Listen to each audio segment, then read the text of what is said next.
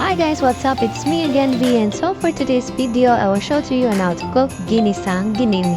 So here are the ingredients needed for our ginisang ginini. So in a hot pot or in hot kawali, we'll add oil, a bit of oil, and then saute the onion and the garlic.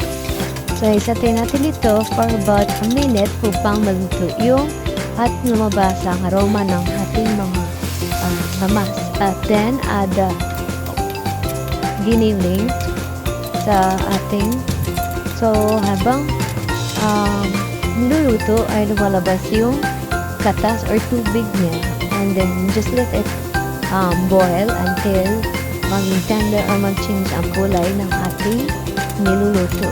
So habang ganyan, nilalagyan natin siya ng paminta, toyo.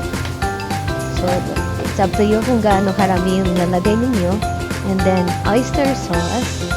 And also, after na oyster sauce, ay lalagyan natin ng MSG or magic syrup para mas malat ang ating niluluto. And after that, haluin natin upang mabalance at ma-mix together ang ating nilulutong ginini. At sakto ang timpla ng lahat ng ating nilagay.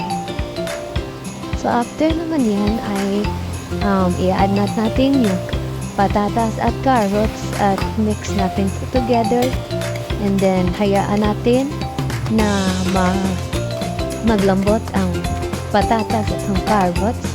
So habang inaantay natin na lumambot ay takpan muna natin ito saglit for like 5 minutes, and then after 5 minutes yan na siya.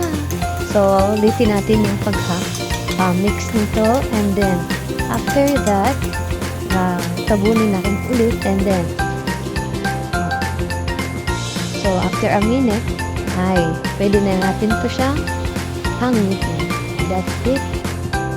Thank you for watching, and don't forget to subscribe, like, and comment any kind of videos you want me to do, and share.